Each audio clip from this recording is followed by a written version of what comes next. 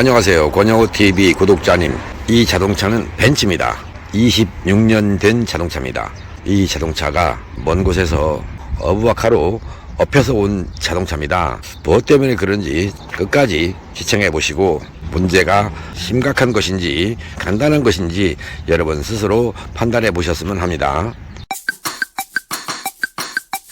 여러분들의 자동차가 이런 문제가 있다면 주저하지 마시고 안내하는 대로 정비하시기 바랍니다. 현재 계기판입니다. RPM 메타를 보시죠. 자, 어떻습니까? 약 800rpm에서 한 1300rpm까지 오르락내리락 합니다. 이런 상태에서 시동이 꺼진답니다. 현재 여기가 지금 온도 메타입니다. 80도가 아직 안 됐죠. 70도 정도 됐다고 보시면 되겠습니다. 다시 한번 계기판을 보여드리고요. RPM 메타 춤추는 모습 보이시고요. 엔진룸으로 가겠습니다. 자, 엔진이 어떻습니까? 계기판에서 춤추는 모습을 보셨죠? 역시 엔진룸에서 웅 합니다. 이렇게 된다는 얘기는 EMS적으로 분석해야 됩니다. 뭘 정비를 하기 위해서 뭘 갈 것이냐 이렇게 초점을 맞추시면 안 됩니다. 어떤 데이터가 이슈로 비정상적으로 들어갈 때 이와 같은 현상이 나오느냐 그걸 초점을 두고 EMS로 찾는 겁니다. 만일에 프라그를 갈아볼까 트로틀 바디를 갈아볼까 이런 식으로 정비하는 시대가 아니라는 걸 말씀드리는 것입니다. 좀 더 지켜보겠습니다. 시동이 꺼지는 장면까지 담아서 여러분께 설명을 드릴까 합니다. 이 자동차는 현재 경기도 부천에서 운행하다가 시동이 꺼져버리기 때문에 여러분께 보여드리고 있는 것입니다. 냉각수가 따끈따끈합니다. 현재 지금 정상적인 웜어 상태는 아닌데도 이런 현상이 옵니다. 그리고 라제타 캡은 0.5바짜리를 끼워놨네요. 여기 보이십니까? 0.5라고 보이죠? 0.5. 오케이. 지금 시동 꺼졌습니다. 어떠한 결론이 나올 것인가 보드를 이용해서 설명을 드릴까 합니다. 그리고 그 내용대로 정비가 될 거다라고 하는 것을 여러분한테 보여드릴 생각인데 시간이 나서 저한테 차를 맡겨주신다면 제가 정비를 하겠지만 그렇지 않으면 진단해 드리고 부천에서 정비할 수 있도록 안내를 해 드릴까 합니다.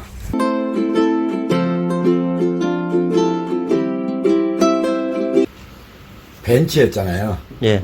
시동 꺼짐이죠. 예. 언제? 열을 받으면 꺼진다. 시동이 꺼진다는 거잖아요. 예. 그 다음에 식을 때까지 완전히 냉각이 될 때까지는 안 걸린다는 얘기잖아요. 안 걸리고 여름에는 아예 안 걸려요. 여름에는. 그러면 겨울용 자동차네? 예. 날씨가 쌀쌀하거나 겨울에만 걸리고. 네. 여름에는 아예 안 걸려요. 오케이. 방금 전에 영상으로 담았지 않습니까? 예. 계기판의 모습도 담았고 엔진룸에서 웅웅거리는 모습도 담았단 말이죠. RPM이라는 것은 750이다, 700이다, 650이다 이렇게 정해져 있어요. 예. 이게 안정적으로 가야 되는 거예요. 예. 맞죠? 그런데 RPM이 안정적이 되려면 뭐가 문제냐면 엑셀 포지션 센서가 고정적으로 공전이다 이걸 지시를 하고 있어야 돼. 만일에 엑셀 포지션 값이 이제 이렇게 보세요. 가만히 놨더니 엑셀 포지션이 오르락내락 해. 역시 RPM도 오르락내락 하겠죠. 네. 그런데 지금은 엑셀 포지션이 변동이 됐을 때 얘가 정상이다 그러면 RPM도 정상인 거예요. 그런데 지금 현재 이 자동차는 엑셀 포지션이 고정되어 있다는 뜻입니다. 고정. 네, 고정되어 있는데 RPM만 변하는 거예요. 예. RPM이 변하는 이유가 뭐냐는 거죠. RPM에 영향을 줄 수 있는 것이 에어 플로우 센서입니다. MAP라고 하는 맵 센서도 있고요. MAF라고 하는 마프 센서도 있습니다. 네. 모두가 다 공기량 센서 신호입니다. 이 신호가 높으면 정상보다 높으면 ECU는 내리기 위해서 연료 분사를 줄여요. 예. 그러니까 연료 분사를 줄였더니 조금만 줄였으면 괜찮은데 조금 더 줄이면 RPM이 내려가는 거예요. 예. 이건 아니네 하고 연료를 더 늘리면 올라가고 그러다 보니까 RPM이 어떤 기준선을 중심으로 오르락내리락 하다가 드디어 못 견딜 정도가 되면 ECU가 연료 분사를 차단하는 거예요. 그러면 시동이 꺼지는 거예요.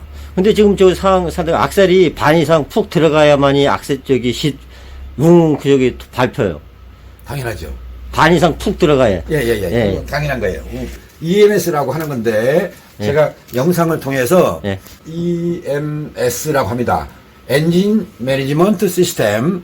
이거는 프로그램이에요. 우리 사람이 손이 뜨거우면 어때요? 빼죠. 예. 어디다 예. 손을 넣었더니 뜨거웠어. 그럼 빼는 거잖아요. 예. 센서도 있고 액추에이터도 있는 거예요. 예. 자동차도 마찬가지라는 거예요. EMS는 어떤 신호가 어떻게 들어오면 어떻게 제어하라. 그걸 ECU 속에다가 프로그래밍 해놨어요. 네. 자, 그럼 ECU 속으로 들어가는 신호가 있어요. 무엇이 들어가는가 보겠습니다. 가장 기본적인 것만 1번 엑셀 포지션 센서 신호가 들어가야 돼요.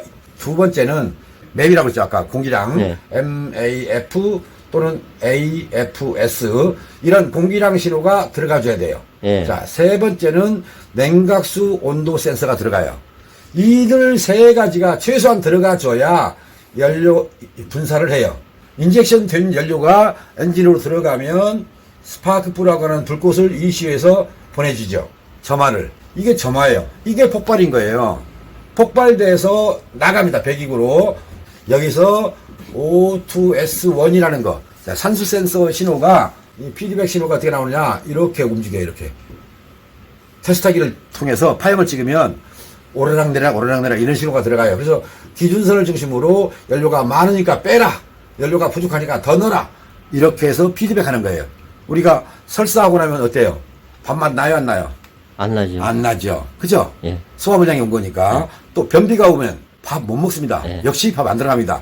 적당한 배변 현상이 와야 정상적으로 배변이 되어야 밥을 먹는 거예요. 뭔 말인지 아셨죠? 예. 똥 싸놓고 만져보지 않았어요. 묽은지 된지. 그런데 항문을 통해서 나가는 감각으로 예. 아, 똥이 굵구나 뭐 묽구나 이렇게 아는 거잖아요. 예. 그게 바로 피드백이란 말이에요. 산소 센서를 통해서 ECU한테 배기가스의 상태가 어떻다라고 피드백을 해주는 거예요. 피드백을 하면 ECU가 또다시 뭘 하자면 이렇게 제어합니다. 화살표를 보시면 엑셀 포지션 여기에 ETC라고 하는 장치가 있어요. 예. 일렉트로닉 트로틀 컨트롤. 전기로 엑셀 페달을 밟았다 놨다 하는 신호가 되는 거예요. 그 다음에 또 하나는 이것이 ETC가 없는 자동차가 있어요. ISC라고 그래요. 또 ISA라고도 해요. 아이들 스피드 컨트롤, 아이들 스피드 액추에이터예요. 공회전 속도를 제어해주는 장치가 있어요. 이 장치를 통해서 변동이 와요. 그러면 얘가 변하면 무슨 값이 변하냐면 바로 에어프로 센서, 공기량 값이 바뀝니다. 네. 그럼 공기량 값이 늘거나 줄면 연료 분사가 늘었다 줄었다 네, 하는 거예요. 네. 점화 시기가 플러스 됐다 마이너스 됐다. 플러스는 진각이고 진각 얘는 지각이에요. ECU가 점화 시기를 진각과 지각을 시켜서 엔진의 RPM을 안정된 상태로 만들려고 해요. 아시죠? 네. 그러면 이 과도한 진각과 지각의 변화폭이 크면 P0300 시리즈의 고장 코드가 떠요. 혹시 이 자동차 진단했을 때 다중실화 이런 고장을 본 적이 없으십니까? 아니면 진단을 한 번도 해본 적이 없으십니까? 그런 얘기는 못 들었는데요. 그래요? 고장 진단을 안 해보셨다는 얘기네요. 이게 지금 연식이 95년이잖아요. 예. 1995년이란 말이에요. 예. 전자제어 차량의 초창기예요. 그거는 ISC나 ISA가 달려있는 자동차예요. 아셨죠? 예. 그러면 요즘 자동차들은 ETC라고 하는 전자 트로틀 방식인데 옛날에는 이게 수동식으로 됐단 말이죠. 그러면 얘가 잘 작동하는 구조냐 잘못 작동하는 구조냐 이거예요. 우리 선생님은 지금 현재 저 차 주행거리가 몇 킬로 탔었어요? 지금 한 20만 조금 넘었을 20만 거예요. 됐어요. 그러면 연식을 봤을 때 20만 킬로면 놀고 먹인 차죠. 맞죠? 네. 운행은 작은 차고 엔진 오일은 잘 안 바꿔주는 분이에요. 아셨어요? 예. 일반인들은 1년에 2만 킬로를 탑니다. 예. 그죠? 예. 근데 2만 킬로 안 타잖아요, 지금. 못하죠, 1년에. 그러니까. 예. 못 타는 대신에 놀고 먹인다는 뜻이에요. 그러니까 예, 엔진 예. 오일을 어때요? 좋은 걸 써요? 나쁜 걸 써요? 일반적인 오일 넣을 거 아니에요. 좋은 걸 오달라고 그러는지 얘기는 하는데 뭘 넣는지는 모르지. 그래요? 예, 예. 식당에 가서 식사하실 때 예. 내가 지금 뭘 먹고 나왔나 모르세요? 갈비를 먹었는지 밥을 먹었는지 먹었으니까 알 거 아니에요. 그럼 내 차에 넣은 오일이 지금 뭔지 그걸 모르고 나오신다 이겁니까? 그럼 맛있는 거 주세요라고 하면 내가 뭘 먹은지 알 거 아니에요. 왜 그렇게 생각을 자동차가 내 생명이요, 내 재산이고요, 내 가족들의 안전이란 말이에요. 그런 거를 왜 신경 안 쓰시고 그냥 좋은 거 넣어달라고 하면 그렇게 무관심합니까? 근데 여기까지 저한테까지 찾아오려고 견인을 해와야 할 이유가 있습니까? 그냥 적당히 타다가 버릴 생각하시지. 아니 그게 그래야 아니라. 저 회사 자동차도 먹고 살지. 예. 제가 많이 예착. 그러니까는 예, 올드벤츠, 예, 예, 올드벤츠를 좋아하시. 그래요. 올드벤츠만 좋아하시. 아, 이런 말씀을 드리려면 모르겠지만, 예. 그 사기꾼처럼 생기지도 않았는데 벤츠를 왜 좋아하실까? 저는 뭐 신형도 별로 안 좋아하고요. 네. 옛날 그 셀 모델이나 네. 요 모델 네. 그 두 가지만 좋아해요. 경운기가 최고 좋은데. 예? 경운기가. 그 경운기도 좋아해요. 네, 맞아요. 경운기가 최고 좋아요. 예. 저 벤츠뿐만 아니라요. 제가 저걸 해보면은 네. 저는 서울 사는데 올드 차 있잖아요. 네. 올드 벤츠, 뭐 BMW, 네. 아우디, 네. 옛날 차 있잖아요. 예, 예, 예. 초창에 나온 것들. 예. 이게 지금 돌아다녀요 많이. 예, 예, 맞아요. 예, 근데 못 고치더라고요. 그래가지고 근데 저도 사실은 GM 자동차를 이용해서 공부를 한 사람이에요. 정비하는데 그 어렵지 않은데, 벤츠도 역시 제가 부쩍 좋아하는 차고요. 다음번 자동차는 벤츠예요, 사실은. 벤츠 타고 돌아다닐 형편도 그래서 아니고. 그분들이 엄청 머리 아파요. 그 예측이 많아가지고. 아직 선생님 진단을 안 했어요, 그죠? 네. 추측했잖아요. 예. 뭘로? EMS로. 이 차가 진단기를 걸어서 진단이 안 될 수도 있어요. 예. 오래된 차라서. 예. 예. 그러면 안 됐을 경우에 첫 번째 어떤 문제가 있었겠는가? 자, 이걸 말씀드릴 거예요. AFS 값이 높다. 두 번째는 인젝터라고 해요. 예. 연료 분쇄량이 높다. 예. 필요 없이 연료가 나온다. 그러면 이것들이 ECU로 들어간다고 그랬죠. 공기랑 센서 신호가 들어가고 ECU가 연료 분사를 한단 말이에요. 과도한 연료 분사를 하기 때문에 ECU가 점화식이라고 하는 거 이그니션을 통해서 연료를 덜 분사하게 제어를 하는데, 그래도 계속 연료 분사가 많아지면 ECU는 시동을 끈단 말이에요. 네. 그래서 에어프로 센서 값, 매프 센서 값, 마프 센서 값 이런 것들이 정상적일 때보다 높은 신호로 ECU로 들어간다. 그 다음에 ECU가 인젝션이라는 것을 명령을 했지만 필요 없는 연료가 인젝터를 통해서 들어오고 있을 것이다 라고 하는 거예요. 그런 현상이 있을 것이다. 그 다음에 세 번째는 ISC 또는 ISA라고 하는 공회전을 안정적으로 제어하게 해주는 장치가 있는데 얘가 말을 안 듣고 있을 것이다. 네. 하셨습니까? 네. 그러면 얘는 교환 내지는 청소예요. 네. 에어프로 센서 값이 높은 데는 여기에 오일이 들어가요. 엔진 오일에 의해서 네. 얘 값이 변해요. 네. 인젝터에서 필요 없는 연료 분사를 하고 있다면 이때는 인젝터를 교환밖에 없어요. ECU가 명령을 했는데 필요 없이 더 들어간다는 뜻이니까 교환밖에 없는 거예요. 네. 아셨습니까? 그러면 정비할 것을 엔진 오일 하셨죠? 네. 그 다음에 얘가 오염됐다는 얘기는, 때가 꼈다는 얘기는, 잘못 작동한다는 얘기는 오일에 의해서 그래요. 오일에 의해서. 네. 그러니까 엔진 오일을 우리 선생님은 지금 잘못, 모르겠어요. 1년에 한 번 바꾸시는지 2년에 한 번 바꾸시는지 모르겠는데 엔진 오일이 점도가 안 맞는 오일, 이렇게 보세요. 제가 합성유를 좋아하거나 특정한 제품을 좋아하는 사람들을 봅니다. 근데 그런 분들이 0W에 40, 50 이런 걸 넣는 분이 계세요. 자동차 메이커에서 추천한 게는 10W에 30을 넣어라 또는 5W에 30을 넣어라 이렇게 돼 있는데 본인들은 이걸 넣는데요. 왜요? 물어보면 소음이 조용해요 라고 해요. 소음이 줄어들어서 이걸 넣습니다. 그럽니다. 이런 분들이 알아야 할 내용이 뭐냐면 높은 점도, 끈적거리는 오일을 넣는다는 얘기는 그분들 자동차에 들어있는 HLA라고 하는 부속이 잘못 작동을 해요. 우리 선생님 자동차도 이게 들어있어요. 한국에서 HLA가 대세가 되기 이전부터 이 자동차는 들어있었어요. 네. 그러면 HLA는 밸브강 조정을 안 하는 거예요. 혹시 저 차에서 밸브강 조정하려고 뚜껑 열어놓고 뭐 강국 맞춰가면서 톱날 같은 걸 넣어서 조정해 본 적 있으세요? 없어요. 없습니다. 바로 HLA가 한국에서 대세가 되기 이전부터 외국 차들은 적용이 됐다는 얘기예요. 그러니까 HLA는 오일로 작동한단 말이에요. 제 영상에서 HLA라고 하고 오토레시라고 하고 두 개를 대고 눌러보고 만져보고 뭐 이런 장면이 나옵니다. 그게 바로 HLA인데 이것 때문에 밸브감 조정을 안 하고 엔진 소리가 조용한 거예요. 엔진의 힘도 얘 때문에 좋아져요. 엔진의 힘이 없어지는 것도 얘 때문에 그래요. 얘가 잘 작동할 수 있는 건 뭐냐 이거지. 오일이라는 얘기입니다. 엔진 오일이 작용을 하는 거예요. 그러니까 우리 선생님 자동차는 시동 꺼시는 조건은 세 가지. 시동 꺼시는 조건의 첫 번째 요소가 오일이었죠. 네, 오일. 그죠? 네. 두 번째는 주행입니다. 주행거리가 너무나 짧답니다. 시동 걸어서 열 받을만 하면 꺼버리는 거예요. 선생님께서는 지금 그런 방식으로 운전을 하셨어요. 네. 오일이 비록 점도가 높은 오일을 썼더라도 네. 속도를 내고 다니는 분은 주행거리가 길어지면 네. 주행을 많이 하면 그때는 별 문제 없이 다닙니다. 근데 한국에 올 2021년도 4월 1일부터 모든 시내권이 다 지금 50km가 됐어요. 네. 50km를 넘어서 운행할 수가 없다는 얘기가 되는 거예요. 물론 도둑운전하면 되겠지요. 근데 어디서 숨었다가 경찰한테 걸리면 벌금 내기 바쁘겠죠. 네. 그러니까 천천히 가셔야 돼요.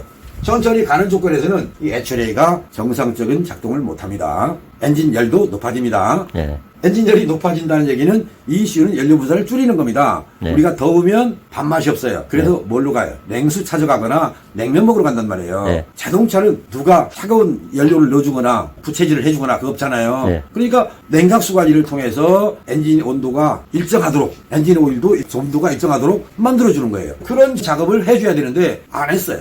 그래서 오늘과 같은 RPM이 춤추는 현상이 온 겁니다. 네. 제가 어느 언젠가도 이건 RPM 댄스라고 해서 제 홈페이지에 글에다가 써놓은 거 있어요. RPM 댄스의 원인이 뭐다. 똑같은 증상이에요. 이거는 저한테 아니라 그쪽 동네에서 가셔서 오늘 제가 지금 설명해드린 내용을 가지고 정리하셔도 돼요. 고개를 좌우로 흔들어버리면 어떻게 해요. 여기서 저거 마무리 해주셔요. 마무리 해주시고 거기 가도 할 데 없어요. 왜 없어요. 아셨죠? 지금까지 궁금한 거 다 풀렸습니까? 아직 네. 남았습니까? 설명 잘 들었어요. 그렇죠. 네. 설명을 아주 잘 해주시네. 네. 네. 맵 센서도 그 역할을 많이 MFS하고 이렇게 많이 연결이 되는 잠깐만. 지금까지 설명해 드린 내용대로 전자 제어 방식의 자동차가 가동되는 것입니다. 여러분들의 자동차가 운행하는데 어떤 문제가 있다 그러면 정화장치의 문제는 없는가, 엔진 미미의 문제가 없는가 라고만 생각하지 마시고 근본적인 문제가 있는가 없는가를 보이는 겁니다. 네. 제가 지금 서 있는 장소가 춥습니다. 주변에다가 히터를 켜줘야 됩니다. 네. 그렇게 해서 제 몸의 온도가 올라가면 떨림이 없어집니다. 추위도 안 타는 겁니다. 그렇지 않으면 옷을 두툼하게 입는 겁니다. 네. 자동차는 덥다고 여러분들이 엔진의 옷을 벗겨주지 않습니다. 네. 춥다고 입을 덮어주지 않습니다. 곧 적절한 냉각수를 통해서 엔진의 온도가 항상 자동차가 가동하기 좋은 80도에서 90도 정도가 될 수 있도록 만들어주는 것, 거기에 맞춰서 피가 잘 흘러갈 수 있도록 고지혈증 피가 아니도록 또 약을 먹어서 묽은 피가 돼서 피 압력이 약해지는 그런 피를 갖지 마시고요. 적절한 농도의 피가 있어야 되려면 적절한 체온이 필요하다는 것, 곧 적절한 엔진 온도가 필요하다는 것을 기억해 주시고요.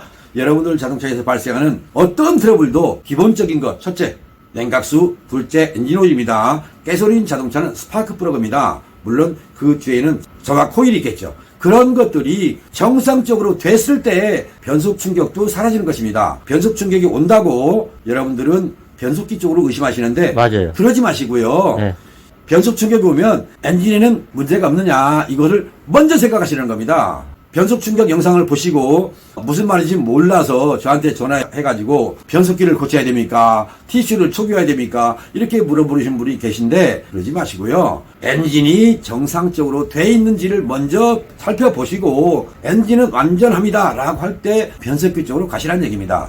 그와 같이 오늘 여러분께 소개해드린 벤츠 1995년식 140 모델 이 자동차에서 발생했던 RPM이 춤추는 현상, 오르락내락 하는 현상, 그러다가 시동이 꺼져버리고 시동이 꺼지면 또다시 시동 걸릴 때까지 완전히 냉간 상태가 될 때까지는 스탠바이를 해야 된다는 거, 이것도 알고 보니까 분석해 보니까 어려운 곳에 있는 것이 아니다는 것을 여러분께 소개해 드렸습니다. 네. 시청해 주신 여러분 다시 한번 다음 시간을 위해서 물러가겠습니다. 바이바이.